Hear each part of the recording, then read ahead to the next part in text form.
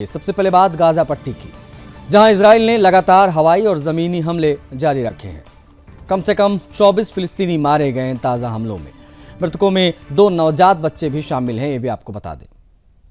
Gaza स्वास्थ्य अधिकारियों के मुताबिक इन हमलों में कम से कम 5 बच्चे, 7 महिलाएं और ड्यूटी पर तैनात एक पैरामेडिक की जान गई है। हालांकि संघर्ष विराम 10 अक्टूबर से लागू है, लेकिन बार बार इसे तोड़ा भी जा रहा है। इजराइल का कहना है कि बुधवार को उसने 3 उग्रवादी नेताओं को मारा है। ये वही नेता थे जो उसके सैनिकों के लिए खतरा बने हुए थे। इजरायली सेना के अनुसार ये हमले हमास द्वारा किए गए हमलों का जवाब था, जिसमें एक इजरायली सैनिक गंभीर रूप से घायल हुआ था। बताते चलें कि संघर्ष विराम के बावजूद गाजा में लगातार हिंसा से स्थानीय लोगों में ये भावना बनी हुई है कि युद्ध वास्तव में थमा नहीं है। गाजा स्वास्थ्य मंत्रालय के अनुसार संघर्ष विराम लागू होने के बाद अब तक 556 फिलिस्तीनी मारे जा चुके हैं, जिनमें आधे से अधिक महिलाएं और बच्चे हैं।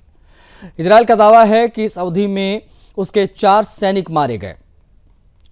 अल तुफाह इलाके में तड़के हमले में एक ही परिवार के 11 लोगों की मौत हो गई। शिफा अस्पताल के अनुसार मृतकों में माता पिता, 10 दिन की एक नवजात बेटी, 5 महीने की बच्ची मीरा और बच्चों की दादी शामिल है, जिनकी मौत हुई। इस हमले के बाद अस्पताल परिसर में मातम का माहौल रहा। परिजनों ने सवाल उठाया कि इन बच्चों का क्या कसूर था। खान यूनिस के मुआसी इलाके में एक टेंट पर हुए हमले में 3 लोगों की मौत हुई, 10 इसमें घायल हुए। मृतकों में एक पैरामेडिक शामिल है, जो हमने अभी आपको बताया। इजरायली सेना का दावा है कि इस हमले में हमास के एक प्लाटून कमांडर, जिसका नाम बिलाल अबू असी है, उसको निशाना बनाया गया था, जो 7 अक्टूबर 2023 के नरसंहार में शामिल था।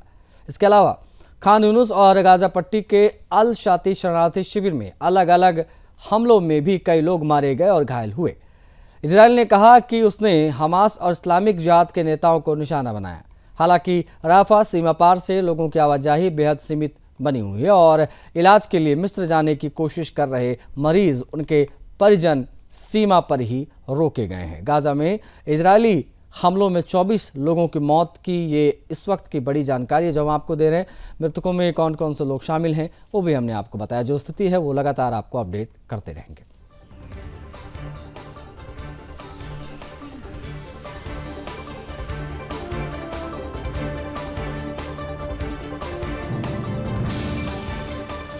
रूस के राष्ट्रपति व्लादिमीर पुतिन और चीन के राष्ट्रपति शी जिनपिंग ने हाल ही में वीडियो कॉल के माध्यम से विस्तार से बात की है। जी हां, इस बातचीत में दोनों नेताओं ने मॉस्को और बीजिंग के बीच बढ़ते आर्थिक सहयोग, रणनीतिक साझेदारी और अमेरिका के साथ अपने संबंधों पर बात की। पुतिन ने इस साल 2 बार चीन की यात्रा के न्योते स्वीकार किए हैं।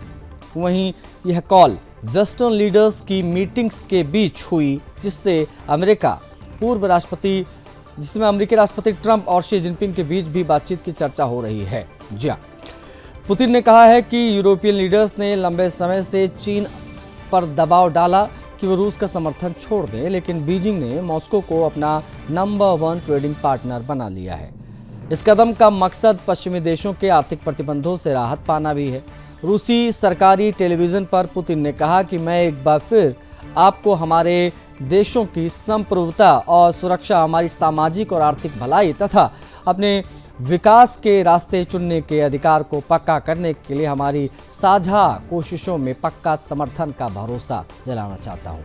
अमेरिका के कई करीबी साझेदार अब चीन के साथ नए अवसर तलाश रहे हैं, खासकर ट्रंप के टैरिफ और नाटो सहयोगी डेनमार्क से ग्रीनलैंड पर विवाद के बाद।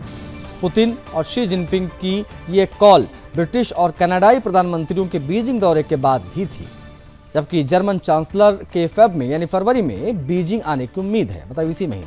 पुतिन ने कहा है कि बढ़ती वैश्विक उथल पुथल के बीच मॉस्को और बीजिंग के बीच विदेश नीति संबंध एक बड़ा स्थिरीकरण कारक बन गए हैं। शी जिनपिंग ने भी बातचीत में कहा कि वो और पुतिन द्विपक्षीय रिश्ते, बायलैटरल रिलेशंस को और मजबूत करने के लिए आगे की रणनीति पर चर्चा करेंगे।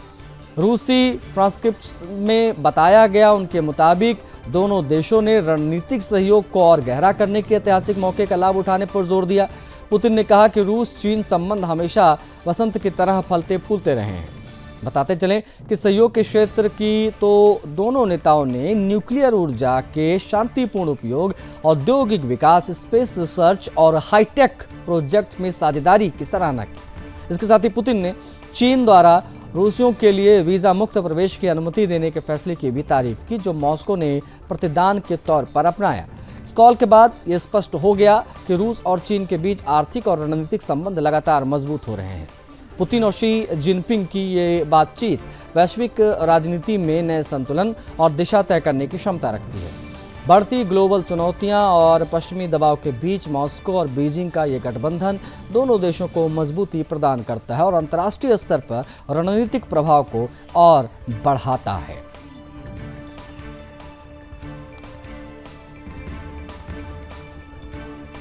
रूस ने भारत की ऊर्जा नीति को लेकर एक बार फिर से साफ और दो टूक बयान दिया है। दरअसल बुधवार को रूस की तरफ से कहा गया कि भारत किसी भी देश से कच्चा तेल खरीदने के लिए पूरी तरीके से स्वतंत्र है। रूस के राष्ट्रपति कार्यालय क्रेमलिन के प्रवक्ता दिमित्री पेस्कोव ने स्पष्ट शब्दों में कहा कि रूस कभी भी भारत का एकमात्र ऊर्जा साझेदार नहीं रहा है। दिमित्री पेस्कोव ने प्रेस कॉन्फ्रेंस में यह भी साफ किया कि मॉस्को को भारत की ओर से रूसी तेल की खरीद समाप्त करने को लेकर कोई आधिकारिक संदेश नहीं मिला है। पेस्कोव ने यह भी बात लगातार दूसरे दिन दोहराई और कहा कि नई दिल्ली से ऐसा कोई संकेत अब तक नहीं मिला है। उनका यह बयान ऐसे समय में आया है जब ट्रंप ने सोमवार को बड़ा दावा किया, कहा कि भारत ने अमेरिका के साथ ट्रेड डील के तहत रूस से तेल खरीदना रोकने पर सहमति जताई है। ट्रंप का दावा है कि भारत रूस से तेल खरीदना बंद करेगा और व्यापार से जुड़ी रुकावटों को भी कम करेगा। हालांकि भारत सरकार की ओर से इस दावे पर अब तक कोई आधिकारिक पुष्टि नहीं की गई है। इस पूरे मुद्दे पर रूस के विदेश मंत्रालय की प्रवक्ता मारिया जखारोवा ने भी प्रतिक्रिया दी। उन्होंने साफ तौर पर कहा कि रूस और भारत के बीच में हाइड्रोकार्बन व्यापार जारी रहेगा।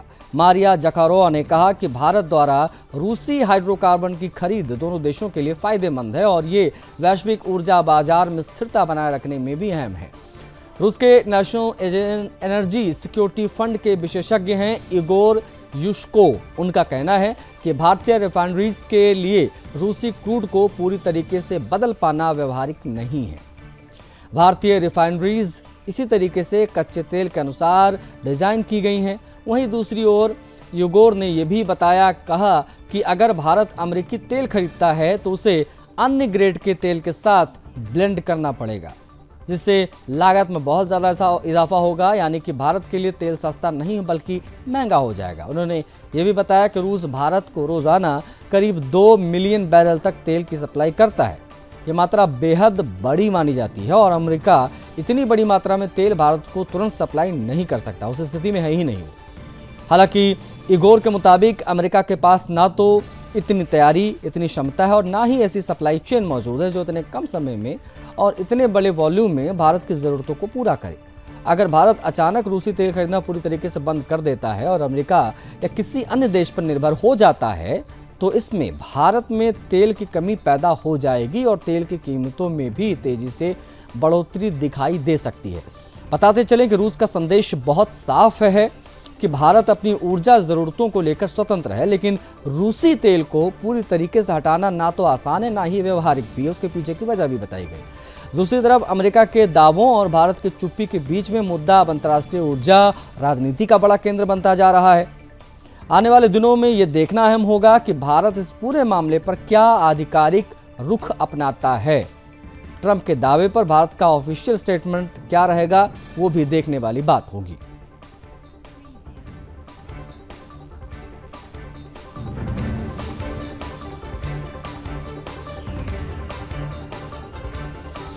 बांग्लादेश में 12 फरवरी को आम चुनाव होने हैं। ये बेहद महत्वपूर्ण खबर हम आपको बताने जा रहे हैं, लेकिन उससे पहले ही कई मानवाधिकार संगठनों की रिपोर्ट ने देश की स्थिति पर गंभीर सवाल खड़े कर दिए। जी हां, रिपोर्ट के अनुसार बीते 1.5 साल में बांग्लादेश में अनिश्चितता और हिंसा अपने चरम पर रही।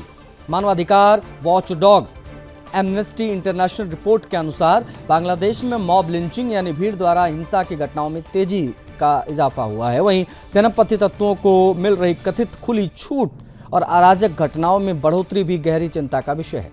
पिछले 17 महीनों में बांग्लादेश में 413 मॉब वायलेंस की घटनाएं दर्ज की गई हैं, जिसमें 259 लोगों की मौत हुई। हालांकि एक अन्य मानवाधिकार संगठन अधिकारी का दावा है कि मॉब लिंचिंग में 181 लोगों की जान गई है।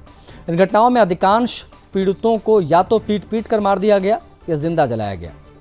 उदाहरण के तौर पर हिंदू युवक दीपू दास का मामला सामने आया है। जिसे एक फैक्ट्री से बाहर निकालकर बेरहमी से पीटा गया, बाद में आग के हवाले कर दिया, जिंदा जलाकर उसको मार दिया गया था।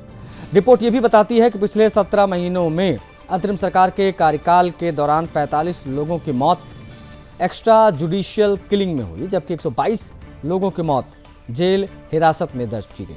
इसके अलावा अल्पसंख्यकों के खिलाफ हिंसा के मामलों में भी वृद्धि देखी गई है। कई घटनाओं में हिंदुओं के घर तोड़े गए, पूजा स्थलों को नुकसान पहुंचाया गया, जिनमें एक व्यक्ति की मौत हुई और सैकड़ों लोग घायल हुए। इस दौरान जमीन पर कब्जा और घरों से बेदखली के मामले भी सामने आए हैं। पिछले 17 महीनों में राजनीतिक हिंसा में 195 लोगों की मौत हुई है, जबकि पूरे देश में 11,000 से अधिक का यह आंकड़ा गया है। सितंबर 2024 से जनवरी 2026 के बीच में एमनेस्टी इंटरनेशनल जो रिपोर्ट देती है, उसमें बताया गया कि 700 से अधिक घटनाएं राजनीतिक दलों के बीच हुई, जिनमें प्राइमा फेसी बीएनपी शामिल रही, जो वहाँ की पार्टी है। इन घटनाओं में 121 लोगों की मौत हुई, 7,000 से अधिक लोग इसमें घायल हुए। मानवाधिकार संगठनों ने चेतावनी दी कि चुनाव के करीब आते ही हिंसा और असुरक्षा की स्थिति पैदा हो जाती है और बढ़ेगी भी जब चुनाव नजदीक आएगा। यदि स्थिति पर नियंत्रण नहीं पाया गया तो नागरिकों की सुरक्षा, लोकतांत्रिक प्रक्रिया पर गंभीर असर पड़ सकता है। वह अंतर्राष्ट्रीय समुदाय ने भी बांग्लादेश की सरकार से अपील की है कि वो चुनाव के लिए एक सुरक्षित और शांतिपूर्ण वातावरण सुनिश्चित करें।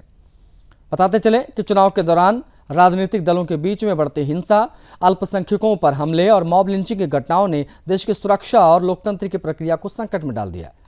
इस समय पूरे देश की निगाहें चुनाव और उसके बाद की स्थिति पर टिकी हुई हैं, ताकि लोकतांत्रिक प्रक्रिया बिना किसी बाधा के संपन्न बांग्लादेश में हो पाए।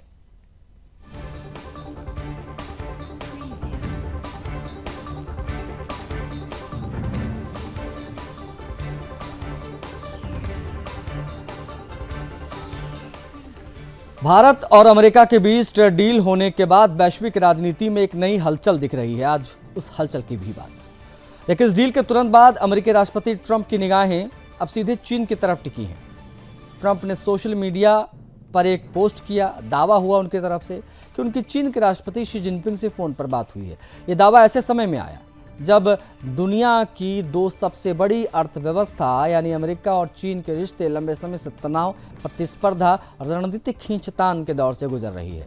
ट्रंप और शी जिनपिंग के बीच में ये फोन वार्ता साधारण नहीं बल्कि बेहद विस्तृत बताई जा रही है। खुद ट्रंप ने इस बातचीत को बेहद सकारात्मक, लंबी और व्यापक बताया। इस बातचीत में सिर्फ व्यापार ही नहीं बल्कि ताइवान, ईरान, रूस, यूक्रेन युद्ध और अन्य कई वैश्विक मुद्दों पर गहन चर्चा हुई। ये बातचीत दोनों देशों के रिश्तों को स्थिर करने की दिशा में एक अहम कोशिश के तौर पर देखा जा रहा है। हालांकि अमेरिका और चीन के बीच व्यापार हमेशा से सबसे बड़े और सबसे संवेदनशील मुद्दे रहे हैं। इस फोन वार्ता में व्यापारिक संबंधों को मजबूत करने पर खासा जोर दिया गया। कृषि, ऊर्जा और औद्योगिक वस्तुओं के आयात निर्यात, इंपोर्ट एक्सपोर्ट को बढ़ाने जैसे मुद्दे बातचीत के केंद्र में रहे। ट्रंप ने दावा किया कि चीन इस मौसमी सीजन में अमेरिकी सोयाबीन की खरीद को करीब 12 मिलियन मीट्रिक टन से बढ़ाकर 20 मिलियन मीट्रिक टन तक कर सकता है। अगर ऐसा होता है तो इससे अमेरिकी किसानों को बहुत बड़ी राहत मिलेगी और दोनों देशों के बीच में व्यापार संतुलन बनाने में मदद मिल सकती है। बताते चले कि ट्रंप प्रशासन इसे संभावित समझौते को अपनी ओर से बड़ी कूटनीतिक और आर्थिक सफलता के तौर पर पेश कर रहा है। ट्रंप का मानना है कि व्यापार के जरिए आर्थिक सहयोग को आगे बढ़ाकर अमेरिका और चीन के बीच तनाव को नियंत्रित किया जा सकता है। हालांकि अमेरिका के लिए एक मोर्चे पर हालात लगातार बिगड़ते जा रहे हैं। दरअसल अमेरिका और ईरान के बीच में 6 फरवरी को होने जा रही हम बातचीत टल गई है। इस मीटिंग को दोनों देशों के बीच बढ़ते तनाव को कम करने की दिशा में एक अहम पहल माना जा रहा है। लेकिन बैठक के टलते ही साफ हो गया है कि अमेरिका और ईरान के रिश्तों में फिलहाल किसी तरह की नरमी के संकेत नहीं है। इस मीटिंग के टलने के बाद अब दोनों देशों के बीच में तनाव क्षमता थमता भी नहीं दिख रहा है। ईरान के परमाणु कार्यक्रम, उस पर लगे प्रतिबंध, पश्चिमी एशिया में उसकी भूमिका जैसे मुद्दों पर अमेरिका का रुख सख्त बना हुआ है। ईरान भी अमेरिकी दबाव के आगे झुकने को तैयार नहीं दिख रहा है। यही वजह है कि वार्ता टलने के साथ ही क्षेत्रीय तनाव बढ़ने की आशंका भी बढ़ गई है। वहीं दूसरी ओर अमेरिका और भारत के साथ ट्रेड डील कर अपनी रणनीतिक स्थिति को मजबूत कर चुका है। दूसरी तरफ चीन के साथ बातचीत, दबाव में दोहरी नीति। ट्रंप की ये रणनीति साफ तौर पर दिखाती है कि अमेरिका वैश्विक मंच पर अपनी शर्तों पर खेलना चाहता है। आने वाले दिनों में यह बेहद अहम होगा कि ट्रंप शी जिनपिंग की इस कथित सकारात्मक बातचीत को जमीन पर किस प्रकार से दिखा पाते हैं, उसका असर किस प्रकार से दिखता है। क्या अमेरिका चीन व्यापारिक रिश्तों में वाकई सुधार होगा? फिलहाल इतना तय है कि वैश्विक राजनीति में अनिश्चितता बनी हुई है और इसका असर दुनिया की अर्थव्यवस्था और सुरक्षा संतुलन पर भी पड़ेगा।